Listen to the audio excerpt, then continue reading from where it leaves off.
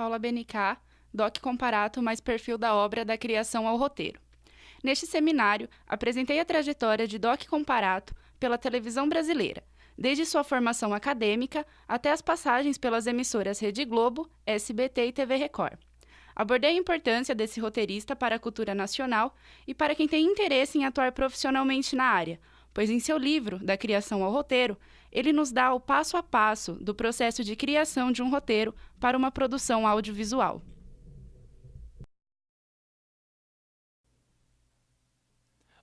Na minha apresentação sobre o livro de Doc Comparato, Da Criação ao Roteiro, eu explico o capítulo 2º, Primeiros Apontamentos, citando as diferenças entre cinema e televisão. No final, informo o significado de 6 palavras que fazem parte do glossário do livro. São elas argumento, claquete, guerra do papel, macroestrutura, microestrutura e moviola. Olá, sou Fernanda Rodrigues. O trabalho apresentado abordou sobre o 3º capítulo do livro Da Criação ao Roteiro, do autor Doc Comparato, A Ideia. Segundo Doc Comparato, em seu livro são apresentadas as definições da ideia, o ponto de vista do escritor e como o roteirista deve trabalhar para as encontrar. Por fim, demonstrando as ideias que são de ouro.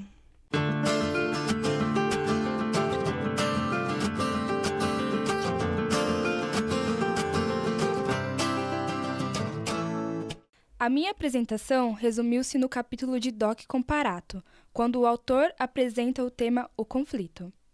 Todo ser humano se depara com conflitos, e com os personagens não seria diferente.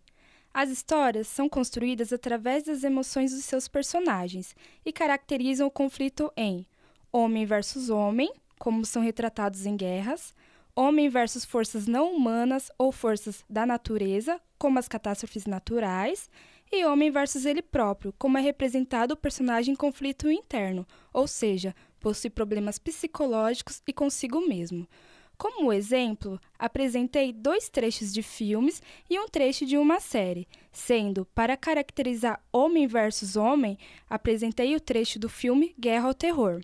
Para representar o conflito homem versus forças não humanas ou forças da natureza, apresentei o trecho do filme Titanic. E para representar o conflito homem versus ele próprio, apresentei o trecho da série Malu Mulher. Referente ao projeto que nos foi apresentado pela professora especialista Maria Auxiliadora Mendes do Nascimento, apresento aqui o capítulo 5 do livro de Doc Comparato, Da Criação ao Roteiro, chamado A Personagem. Neste capítulo, o autor identifica como é a elaboração de uma personagem, como suas características, conflitos, pensamentos, ações, linguagens, condição social e entre outros fatores que são necessários para que esse eixo de ligação sintonize mensagem-espectador. Eu sou Luciano Maciel e vou falar sobre ação dramática do livro Criação ao Roteiro, de Doc Comparato, que nada mais é a maneira que iremos contar a história, ou seja, o conflito básico vivido por aqueles seres chamados personagens. Na oportunidade, apresentei dois trailers de 2 filmes, A Prova de Fogo e O Caso 39.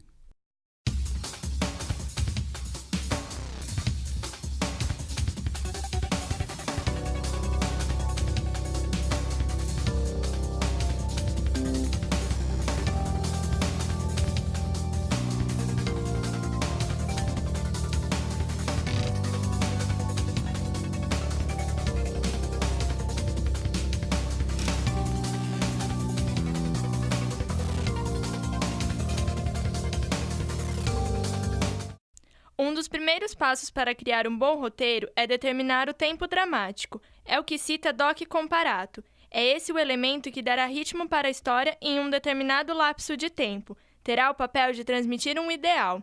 O tempo dramático se divide em cenas, e essas cenas são responsáveis por transmitir o clímax ao público. No trabalho sobre o livro de Doc Comparato, Da Criação ao Roteiro, falei sobre o capítulo 8º, que retrata todas as etapas seguidas pelo roteirista, produtor e diretor durante a produção da obra. Citei como exemplo um trecho do telefilme Dama das Camélias, de Doc Comparato, exibido na TV Globo. Na apresentação do capítulo 8º de Doc Comparato, foi fundamentado as formas e formatos do roteiro final, com exemplos de efeitos e partes da novela Malu Mulher e da minissérie Lampião e Maria Bonita, que também foi uma de suas criações. Carlos Henrique, capítulo 9, Outros roteiros. Para uma boa produção é necessário um bom roteiro, mas essa área, segundo o Doc Comparato, é muito mais abrangente do que se imagina.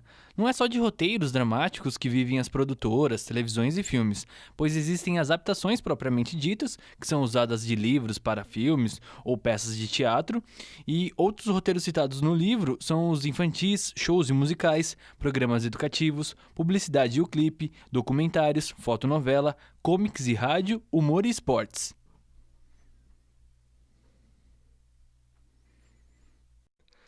Eu e o colega de classe Carlos Henrique abordamos o 9º capítulo do livro, Outros Roteiros.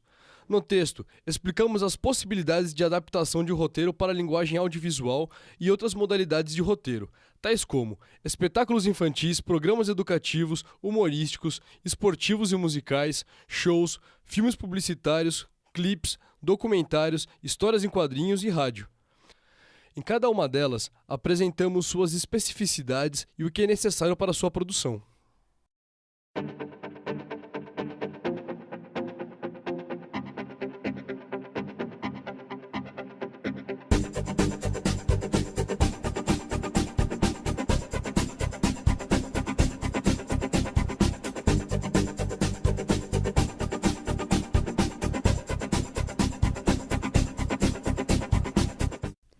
No capítulo 10º, Doc Comparato descreve as reflexões sobre a profissão de roteirista.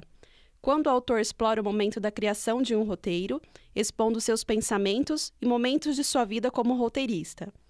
Enfatizo que o item Reflexões foi o que mais me chamou a atenção. E como exemplo, foi apresentado o vídeo O Roteirista e um trecho do documentário de Doc Comparato. Na minha apresentação, também defendi o 10º capítulo, onde Doc Comparato fala do mercado de trabalho, contratos e direitos do autor. Ele retrata o que o roteirista faz e pode fazer, e ainda explica todos os trâmites de contratação e porcentagens de remuneração.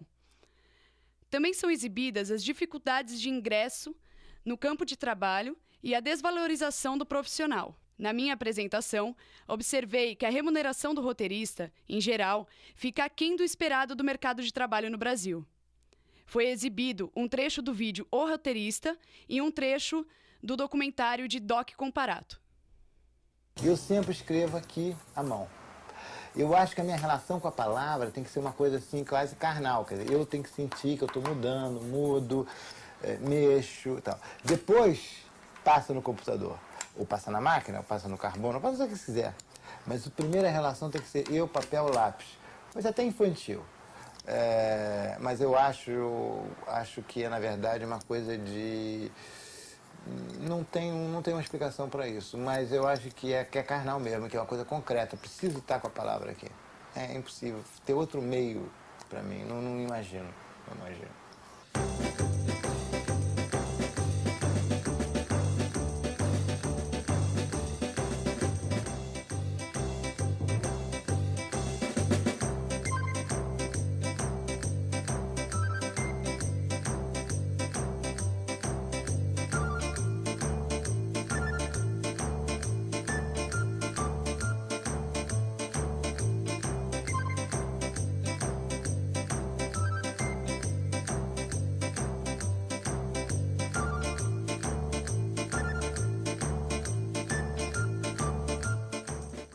Esse negócio, por exemplo, você mudou de medicina para palavra e tal. Como é que foi que você mudou? Você desde garoto escreveu. É uma das coisas mais incríveis. Eu me sinto assim, um Einstein em pessoa. Eu quase repeti o ano várias vezes em português. Nunca escrevi nada na minha vida, entendeu? Absolutamente. Não tive nem a vontade, morria de medo de escrever. Agora, lia muito. Lia. Lia, ia ao cinema. E eu adorava teatro, brincava de teatrinho e tal. E lia muito, lia compulsivamente. Uma época de uns 15, 16, adolescência, então foi uma coisa de leitura compulsiva. Mas nunca eu sentei para escrever. Eu tinha sabe, uma coisa... Não tinha fé, quer dizer, eu não senti vontade de escrever, na verdade. Aconteceu em Londres, quando eu fui de bolsista para Londres, e que eu tive, então, em Londres, que fazer a tese e tal, em Londres sozinho, eu comecei a mandar longas cartas. Naquele tempo não tinha fax, não tinha e-mail, nada disso. Mandava longas cartas para os amigos.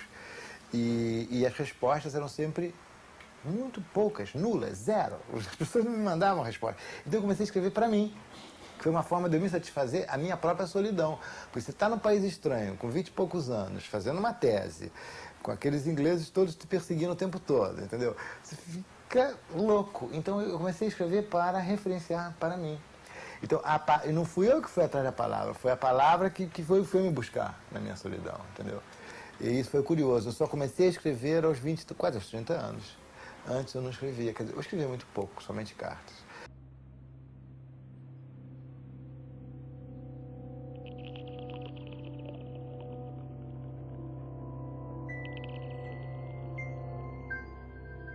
Eu faço isso muito da minha janela. Eu olho para a cidade, eu olho para os prédios, e procuro buscar alguma coisa. O que você pode imaginar em cada janela dessa, o que se passa ali, as pessoas que frequentam, os personagens, aonde pode estar meu personagem?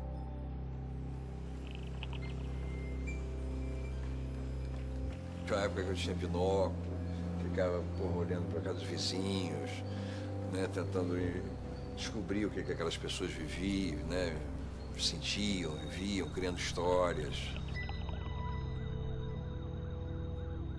A tua cabeça é uma câmera muito mais rica e muito mais poderosa do que qualquer aparato tecnológico. O cara tem que fechar a boca, abrir o olho e o ouvido. Portanto, observar, mas observar afetivamente, ter posição diante da observação. Porque não adianta você observar um fenômeno muito esquisito e não saber o que fazer com ele. É transformar o cotidiano numa aventura, e é possível. É só você se ligar, né? Conceituando sobre a vida, prestando atenção nos outros, prestando atenção no que acontece, né? Tentando sentir, sobretudo, né? Sentir mais do que pensar, e expressar o que você sente com aquilo. Às vezes a gente está sentado num restaurante, está ouvindo a conversa do vizinho, está anotando coisa. Tem uma perversão também disso que a gente faz, de roubar, nós somos ladrões, assim. Às vezes eu tenho a sensação que me sopraram no ouvido uma ideia, que entrou dentro de mim sem eu saber. A ideia é o exercício da memória. A imaginação do escritor. Que a vida é um filme sem roteiro. Talvez o roteiro não seja o ponto de partida de um filme, muitas vezes. Nossa realidade, muito pior. A principal coisa para um roteiro, no meu ponto de vista, é quando você escolhe o eixo de observação. Sabe aquela coisa boa que tem que gostar de contar história. Você começa a olhar para dentro, eu olho para fora.